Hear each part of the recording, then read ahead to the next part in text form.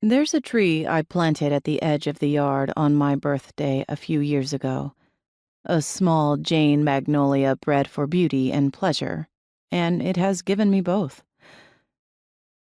I'm staring at that tree now as the wind is coming up and the weather is turning from sun-bright to cloud-covered quickly, dramatically. It's no secret that when I am trying to find myself, trying to ground myself, I stare at trees. I first see them as a green blur of soothing movement, something distant trembling in unison. But then I look at the leaves, remembering the names. From where I sit now, I can see the magnolia, the 3 cypress trees, the hackberry, and the old mulberry tree that drapes its tired branches over everything like it wants to give up but won't. Watching them makes me feel at once more human and less human. I become aware that I am in a body, yes, but it is a body connected to these trees, and we are breathing together. You might not know this, but poems are like trees in this way. They let us breathe together. In each line break, caesura, and stanza, there's a place for us to breathe. Not unlike a redwood forest or a line of crepe myrtles in an otherwise cement landscape, poems can be a place to stop and remember that we too are living. W.S. Merwin wrote in his poem, Place, "On the last day of the world, I would want to plant a tree."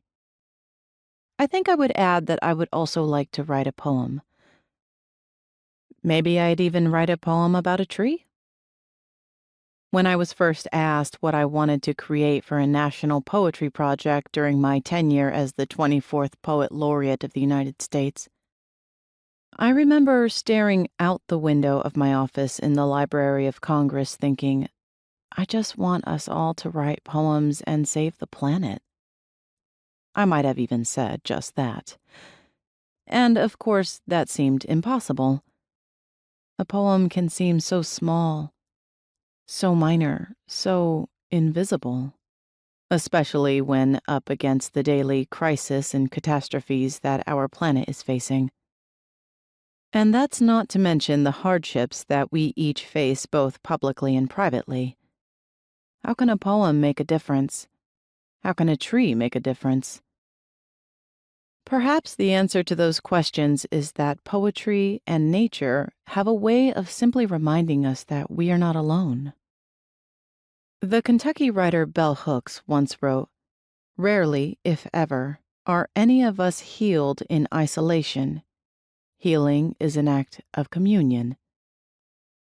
Going to the woods, or simply noticing the small, defiant ways nature is thriving all around me on a daily basis, helps me feel that communion.